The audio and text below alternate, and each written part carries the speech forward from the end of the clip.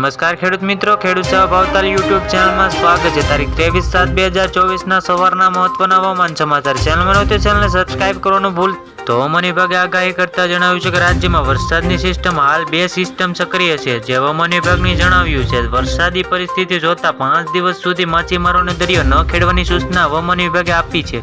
તે હવામાન વિભાગનું કહેવું છે કે હાલ 2 સિસ્ટમ સક્રિય હોવાનું લીધે છે। જ્યાં સિસ્ટમને લીધે ગુજરાતમાં વરસાદી વાતાવરણ જોવા મળવાની શક્યતા છે। આ પરિસ્થિતિ જોતા 5 દિવસ માછીમારોને દરિયો ન ખેડવાની સૂચના પણ હવામાન વિભાગે આપી છે। તો આગામી 7 દિવસ માટે હવામાન વિભાગે વરસાદને લઈને આગાહી કરવામાં આવી છે। તો નવસારી, વલસાડ, દમણ અને દાદરાનગર હવેલીમાં ભારેથી ભારે વરસાદ પડવાની સંભાવના વ્યક્ત કરવામાં આવી છે।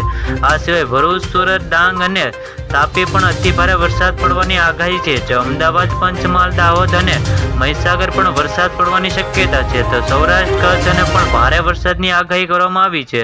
જ્યારે કે રાજ્યમાં વરસાદની હાલ 2 સિસ્ટમ સક્રિય છે તે હોવાનું હવામાન વિભાગે જણાવ્યું છે। આ વરસાદી પરિસ્થિતિ જોતા આગામી 5 દિવસ માટે માછીમારોને દરિયો ન ખેડવાની સૂચના પણ હવામાન વિભાગે આપી દીધી છે।